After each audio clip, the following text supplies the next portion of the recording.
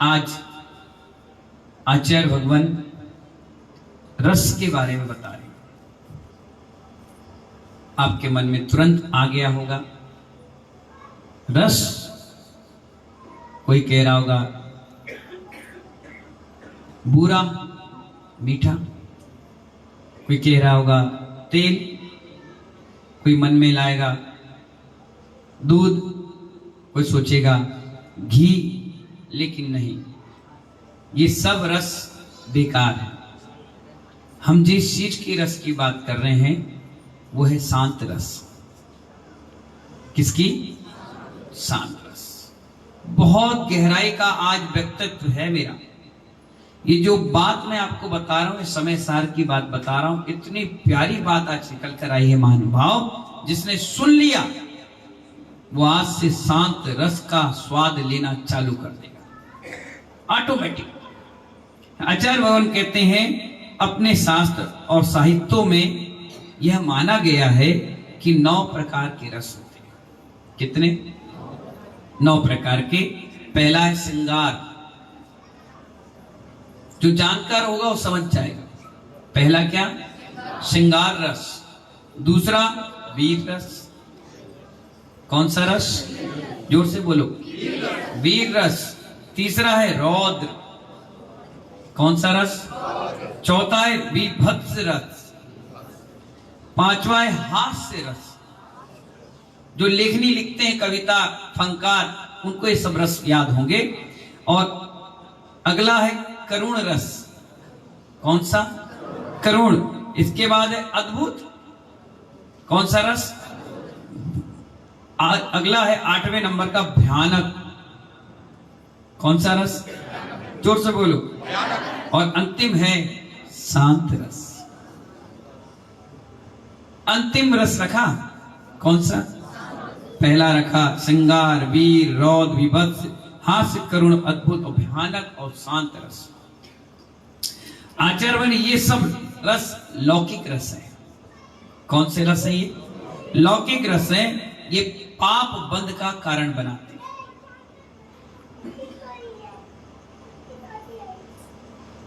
किसका कारण बनाते हैं? पाप बंध का कारण बनाते हैं। आचार्य कहते हैं जे नवरस जग माही बखाने।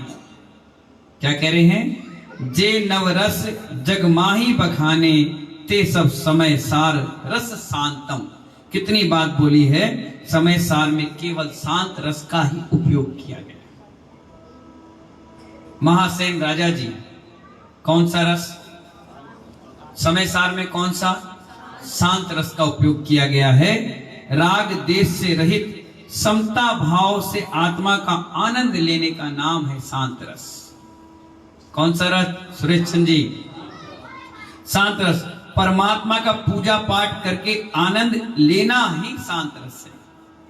जैसे आपने पूजा किया, पाठ किया, विधान किया, अनुष्ठान किया, उसके बाद आपको अलग से शांति अनुभूति मिली, उसे कहते हैं शांत रस। बहुत प्यारी बात निकल के आ रही है आज। इस शांत रस के आधार पर समय सार है, वह सिर्फ शांत रस का ही गुणगान करता है। कैसा है? शांत रस का ही गुणगान करता है। बाकी सब रसों में हे बताया है। जैसे छिलका निकाले और फेंक दिए, गुदा खा लिए, ऐसे ही फल आपने खा लिया और छिलका निकालकर फेंक दिया।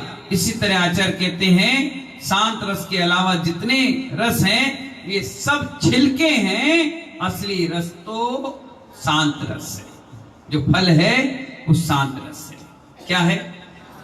आपने कितने अपने जीवन में शरीर को संवारा होगा, कितना अच्छे तरीके से उसको नहलाया, सफाई करी, केयर किया। किसी ने धक्का दिया तो उससे लड़ मरे, झगड़ गए। किसी ने चोटी खींच ली तो मारपीट हो गई। पता नहीं कैसे, किसी ने गाली भी दे दी तो लड़ मरे। लेकिन अंत में इस शरीर का होगा क्या? मुट्ठी भर रास। क्या है? मुट्ठी भर राख है। और इस राख के, मुट्ठी भर राख के लिए हमने इतना बड़ा विवाद खड़ा किया, इतने परिणाम खराब किए। आचार्य कहते हैं महानुभाव, समय सार को समझना कोई बच्चों का खेल नहीं है। समय सार को समझना कोई बच्चों का खेल नहीं है, यह शांत रस का प्रतीक है। देखो मैं बात भी बोल रहा हूं तो आप लोग अपने आप साइलेंट हो गए, ये प्रभाव है उस समय सार का। और शांत रस कोई सामान्य रस भी नहीं है कि अपन घोले और पी जाओ। आचार्य कहते हैं बहुत मन लगाना होगा, मनन करना होगा, चिंतन करना होगा, तब जाकर इसको समझ पाओ। शांत रस आचार्य कहते हैं विद्वता से, ज्ञान से इसको अच्छी तरह से चिंतन मनन करते जाना। मंतत्व ज्ञातत्व, मनन करो फिर जानो, मनन करो फिर जानो, मनन करो फिर जानो। अखबार पढ़कर रख दिया, इस तरह से इसे पढ़ा नहीं जाता।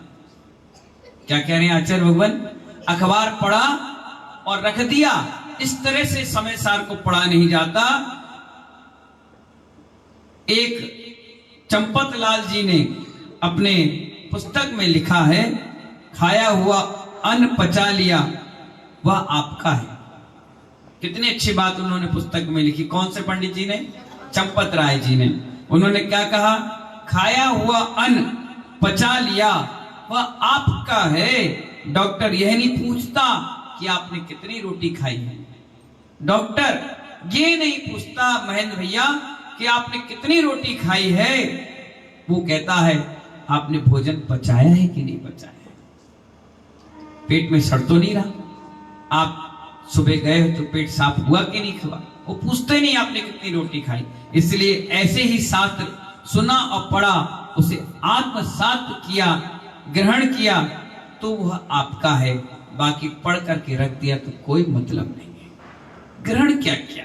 आचार्यवन कहते हैं नहीं तो यह भी एक कान से सुना और यहीं छोड़ दिया, इससे कोई लाभ होने वाला नहीं है। समय साथ शांत रस प्रधान ग्रंथ है। कौन सा ग्रंथ है? शांत रस का प्रधान ग्रंथ है। शांत रस आत्मा को जीवन भर भी नहीं बल्कि भव भवांतर तक शांति देने वाला है। आज पढ़ा हुआ शांत रस का समय सार भव भवांतर यानी आने वाले भी भव में हमें शांति प्रदान करेगा। हर व्यक्ति शांति चाहता है। क्या चाहता है? हर व्यक्ति शांति चाहता है। आप बाजार में किसी दुकान पर जाओ, बोलो भैया 10 रुपए की शांति दे दो, दे देगा क्या वो?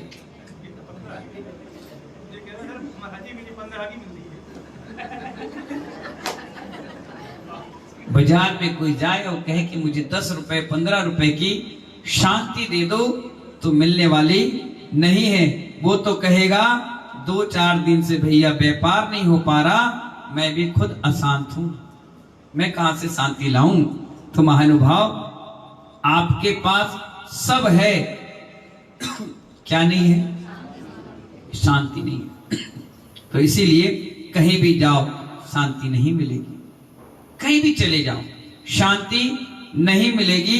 शांति तो आध्यात्मिक तत्व ज्ञान में ही है। किसमें है? आध्यात्मिक और तत्व ज्ञान में ही है। इसलिए इसकी प्रधानता लेकर आचार्य कुंद ने इसकी रचना की है। और जैन अध्यात्म ग्रंथों में नाना प्रकार के रसों का वर्णन तो किया है, अंत में हे कहा, इन्हें छिलका कहा है। जो 9 रस हैं उनमें 8 रस तो हैं, वीर रस है, भयानक है, हास्य है, लेकिन ये सब हे है। बहुत लोग उन्हीं रसों में आनंद लेते हैं, मगर आचार्य कहते हैं ये आनंद का विषय नहीं है। काय का विषय नहीं है? आनंद का विषय नहीं है, ये हे का विषय है। हे और उपादेय विज्ञानम, एक सूत्र दे दिया आचार्य ने, हे उपादेय विज्ञानम।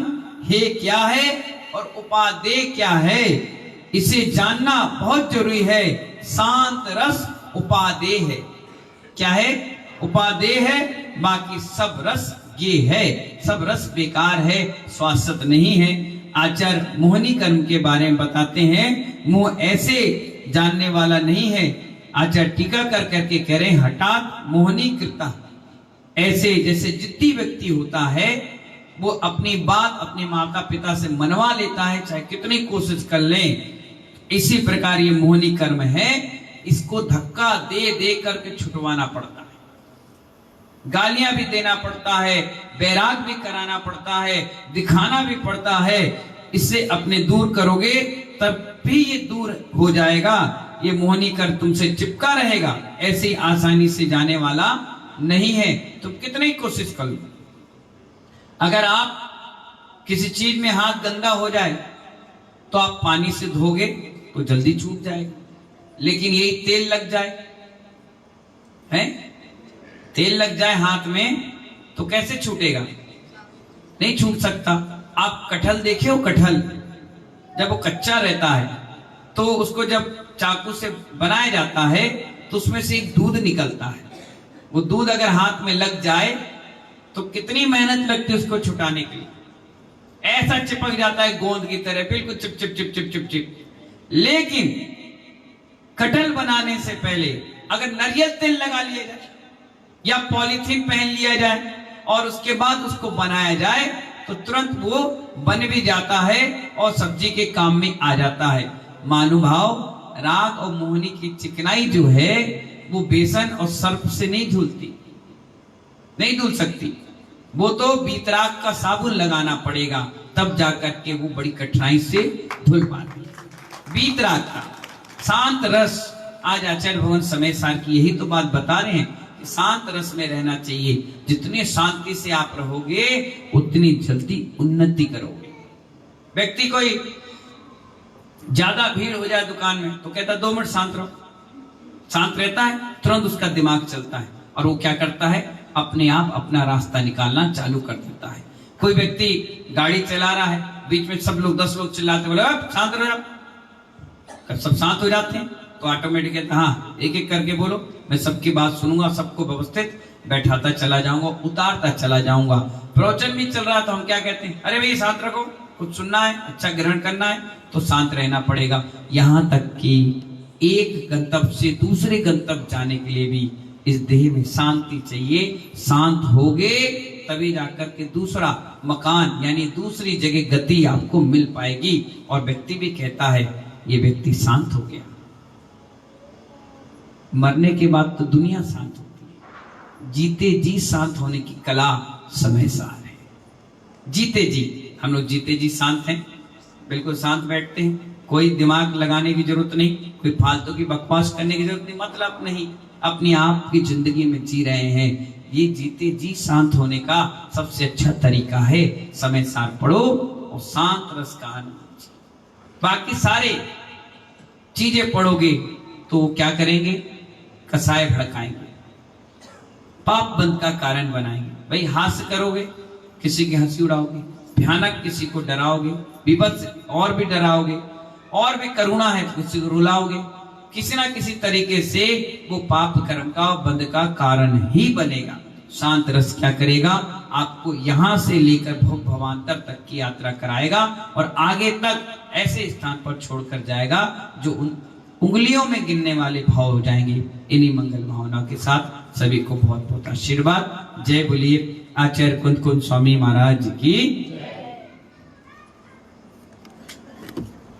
चलिए भैया आज कुछ प्रश्न पूछ लें।